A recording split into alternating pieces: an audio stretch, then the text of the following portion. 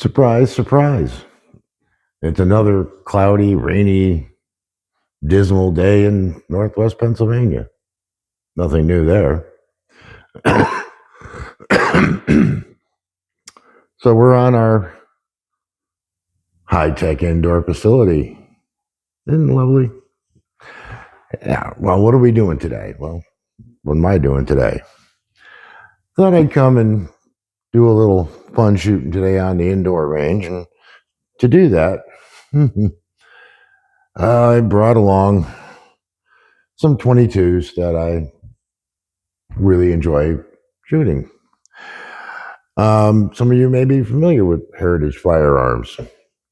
Now, everybody, I think just about everybody in the gun community knows about Heritage. So I have today my little 3-inch bird's head 22. Actually, this one's set up with the 22 Magnum cylinder in it, so I'll be doing some 22 Magnum shooting. The other one, well, if you're like me, you like odd and different things, kind of a nonconformist. So my loving wife, I think it was for my birthday, got me this 22. It's the Heritage Rancher, I think it's called. Maybe it's on here, maybe it's not. But basically what it is, it's a 22 revolving carbine. I like things that are different and odd and not conventional, and sometimes I buy guns that are just serve no practical purpose. Most of my guns do. Hold on a moment.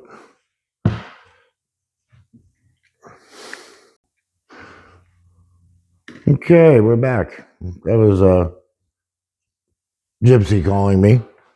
Yeah, I record all this on my phone because, I'm cheap. So where was I? Oh, yeah. The Heritage Rancher.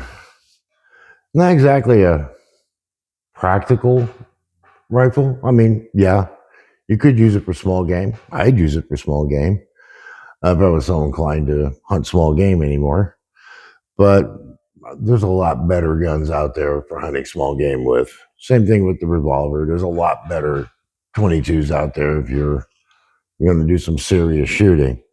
But needless to say, these are actually fairly accurate for what they cost, which is the cheap. I mean, what's a Ruger 1022 cost? And you can pick up the Rancher for probably about half of that. Same thing with the handguns. You can pick them up for like 150, and sometimes on sale you can get them under $100. And they're fun guns. That's what I bought them for fun. I have other single action revolvers. They're large caliber ones, 44 and 357. And I bought those for a purpose. They were hunting guns as well as, a secondary gun to carry while I'm hunting. And yeah, they're also fun too, but I always have this dual purpose to most of my firearms, whether it's a collector's item, like some of my Colt revolvers and some of my World War II vintage rifles and stuff, or World War II vintage handguns. I shoot them and I have some fun with them, but they're primarily collector's pieces. So these were just bought for fun. And you got to do that once in a while, just go out and just relax, plink away. You don't have to be super tactical all the time. You can slow down and plink away, try to be as accurate as you can with a relatively inexpensive gun. Now, you notice I didn't say cheap. They're inexpensive. Are they high quality guns? Well, no, they're not. Will these things last the test of time? Are they going to be like my Colt 22? I seriously doubt it. But happiness is shooting a gun till it just falls apart. You know how many thousands of rounds you can put through these things before they start to have issues. The ranch rifle or rancher or whatever it's called, I did have one problem with it when I got it. The barrel was loose. I was shooting it one day and I was like, why is my front sight all of a sudden way over, this way? What's going on here? And then I realized the barrel was loose. You can unscrew it. That was an easy fix. I didn't have to take it back to, I think Taurus has bought the rights to Heritage Firearms. I wasn't going to send it back to them because, it's Taurus. It'll take forever to fix anything. And it was a really easy fix for me. I just backed it out, cleaned the threads, make sure that everything was degreased and what have you, and then put some red thread locker on it, screwed the barrel back in till everything lined back up, and said, there you go. It hasn't loosened up yet. I'm not shooting magnums through it as well as just standard long rifle. So this is a really fun gun. I suggest people go buy something like this, just something fun, something different, something outside the norm. You don't have to have suppressors and flash hiders and, big banana clips and optics and all this other crap on your gun. So just have fun. So we're going to do a little bit of shooting. I'll stick the camera down range here and we'll shoot at, from about, let me see here. From about that distance. It's a 50-foot indoor range. So we'll take a few shots. We'll stick the camera down there, focusing on the target, and see how good I can do. Excuse me. Breakfast is coming up. So, and we'll be back in a minute.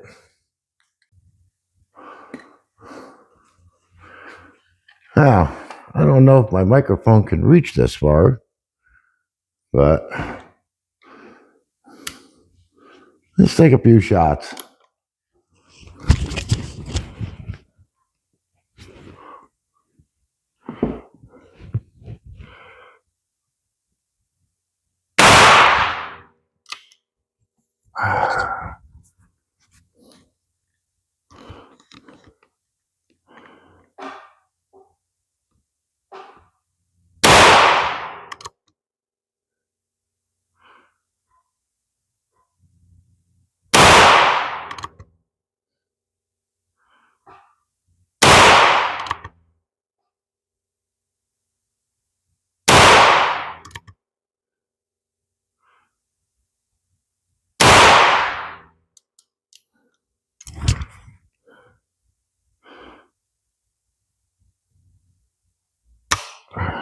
Click. Guess I wasn't counting the six very well. You take a walk down there and see what we got.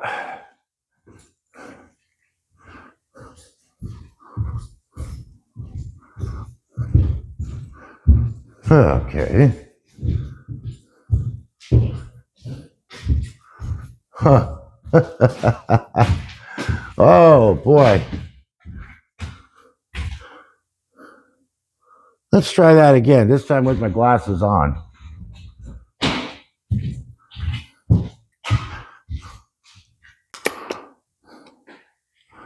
All right. A little technical difficulty here.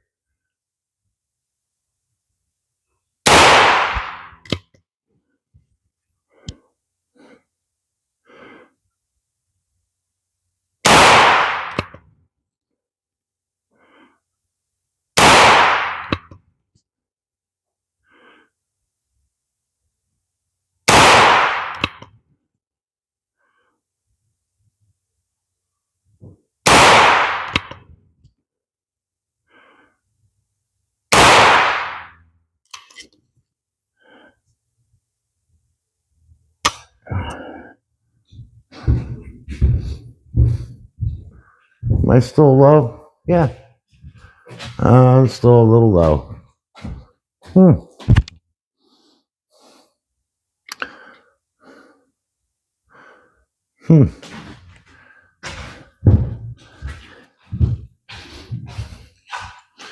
Let's see if I can adjust it up a little bit. Okay.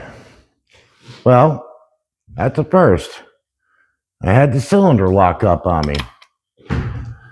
Never done that before, but it is a heritage.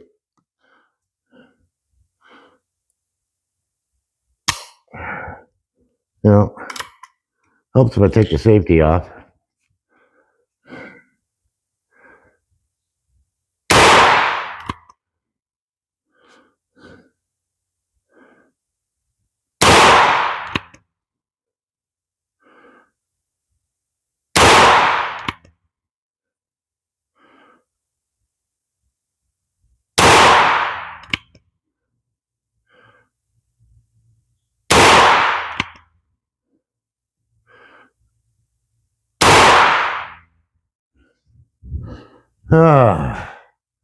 No, I'm still printing to the right.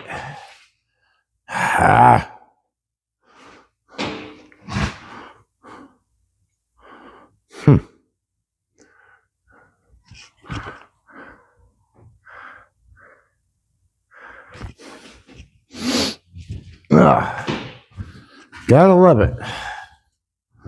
At least I got the elevation a little better. Let's give it one more shot. Yes, I have moved in a little closer, only because I need to get my group in a little tighter to see where my sights are.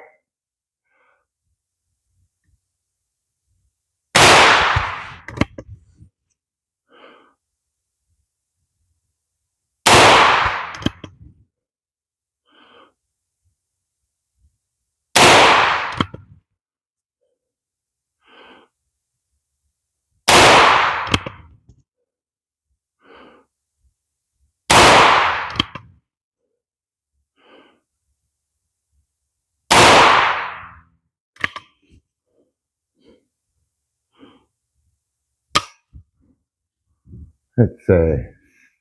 That's a little better. All right. Getting somewhere. And now we're going to shoot the little 3-inch heritage, 3.5-inch, whatever, 3 3/4 inch bird's head in 22 Magnum at about 7 yards.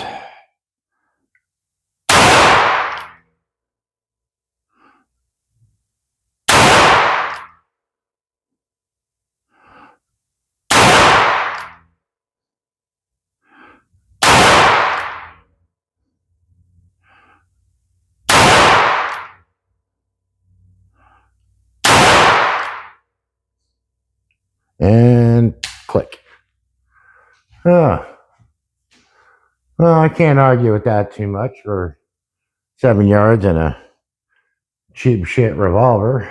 All right, let's go back up onto the firing line. I'm not exactly sure what was going on with that rifle. I haven't really shot it since I screwed the barrel back on it. But I did have a major malfunction. The action locked up on it. I had to drop the cylinder out. Fortunately, I have other cylinders for it, so I thought maybe that was just a cylinder fitment problem, but no, didn't matter. Put the other cylinder in, and it still was catching. I cycled it a bunch of times, finally get it to work past whatever its issue was. The nice thing about these guns is they're very easy to work on. The little bird's head you saw here, that's actually not shooting too awfully bad for 7 yards shooting CCI Dynamite, I think it was called, Magnums, the Winchester rimfire Magnum there. It's called a TNT. That's it, TNT. That's a pretty snotty round for a little gun like this. And it's reasonably accurate. Can I do a better job? Yeah, if I took more time with it, yeah, maybe I could get them all in the red at 7 yards. But, that's a minute of squirrel. That's the way I look at it. The rifle was, like I said, was giving me issues. And I'm not exactly sure why it was shooting low right. I was shooting the same ammo I did when I first started with the gun before the barrel came loose. So it looks like I got a project ahead of me tearing that down and seeing what's going on in that action. I swear I lubed that the last time I had it apart, when I was working on the barrel. I cleaned the gun and lubricated it, but it seems crunchy, which I don't remember it being quite that way. But for what these guns cost, the little bit of fiddling around you do with them, it's not like your life depends on these guns. These are fun guns. They just come out and, at our other club, we have a 22 silhouette range, so you can shoot little birds and squirrels and rabbits and various, I don't know, leprechauns, whatever else they got laying out there. And you can just sit there and knock them down or make them spin and twist, whatever. And that's a fun thing. That's me and the wife go out there and we take our 22s and, bang away at those things. They're just fun. You just set them up, knock them down, set them back up, knock them down. We'll do it with 22 handguns. We'll do it with the 22 rifles. Although pretty much aside from this revolving rifle, all my 22s are single shots. One of the guns I'll probably showcase it at some point in time is a Martini Henry 22. Talk about outside the norm of 22s. And I think that's the only 22 I have with a scope on it. And then I have I think a BSA single shot, like a little gallery rifle that I had given to my mother years ago. I had a bunch of them come in. Me and my brother used to have a gun shop in New York, and I did a lot of the European sporting arms. I worked a lot with those. So I worked with an importer, and we got a bunch of these different, really odd and different small arms, whether it was military or sporting. And my brother did mostly the military. I did mostly the sporting. And although I do have Enfield rifles and stuff that I still have in my collection, I don't even shoot those anymore. They're kind of sitting there collecting dust. Yeah, one of these days I think I'll drag them out. So at any rate, the whole idea is to have fun. Yeah, this was a little aggravating, but like I said, it's not like I spent a fortune on the gun. It's not like my life depends on the gun.